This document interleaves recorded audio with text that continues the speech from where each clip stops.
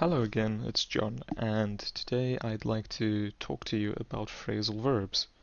So, we use phrasal verbs to talk about the things we do. Okay, so the structure of a phrasal verb is verb plus particle. For example, the particle looks like a preposition, but it doesn't function as a preposition. Okay, we don't use it like a preposition. For example, I woke up at 6:30 a.m.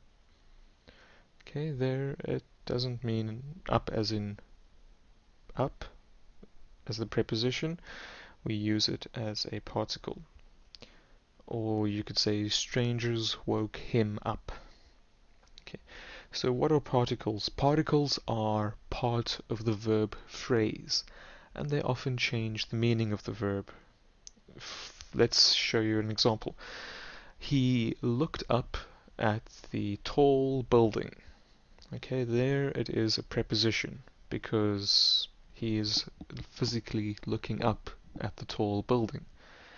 But if you want to make a phrasal verb, you would say he looked up a word in his dictionary. So there it becomes a particle and you have a phrasal verb. So if you look up something in a dictionary, it means you are searching for something. So there are some synonyms. For example, wake up. Synonym is awaken. Go on. Continue. Take off. Remove. But it can be a bit confusing because take off can have multiple meanings. It can mean you take off your shoes or your clothes, but it can also mean to leave or to depart. For example, the plane took off at 1 p.m. So that means the plane left the airport at 1 p.m. Okay, but remember, phrasal verbs are less formal and more common in everyday speech, so that's why it's good to know these. Okay, so you get something called a transitive phrasal verb. These transitive phrasal verbs have objects, and most of these are separable.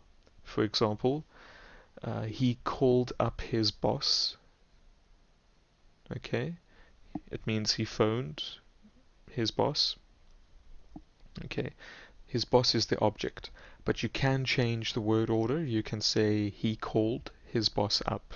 It means exactly the same thing. There's no difference in meaning. It's just the word order has changed.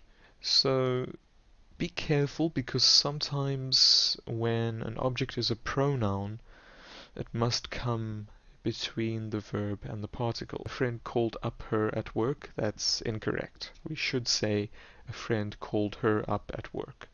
So when you have a pronoun like he, she, it, her, his, etc., it must come between the verb and the particle. Okay, so there's also something called intransitive phrasal verbs. They don't have objects. For example, he grew up in Egypt. There's no object, you just say grew up. It means to live in a place your whole life.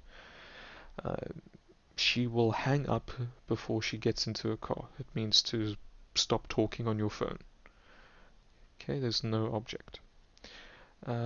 So remember, you could also say something like, I worked out for an hour. In this case, worked out means to go to the gym to exercise.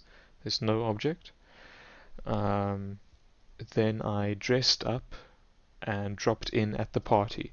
Dressed up means to put on some nice clothes, and dropped in means to arrive at a place. Okay, so those are some ways you can use the intransitive verbs, but also be careful because the difference in meaning between um, some verbs, for example, make, make up, and make up, transitive and intransitive, can change the meaning. For example, he made up a story about Jill and Joe, um, or they made up they were friends again. So in this case, it's two different meanings. It's similar to when I told you about take off. To make up a story means to invent, to imagine something, uh, but to make up, as in to make up your relationship, to make up with a friend, that means to reconcile, to forgive, to make peace. Okay, so there are some different ways that you can use it. Okay, I hope that this tutorial was helpful, and I hope to see you again next time. Bye.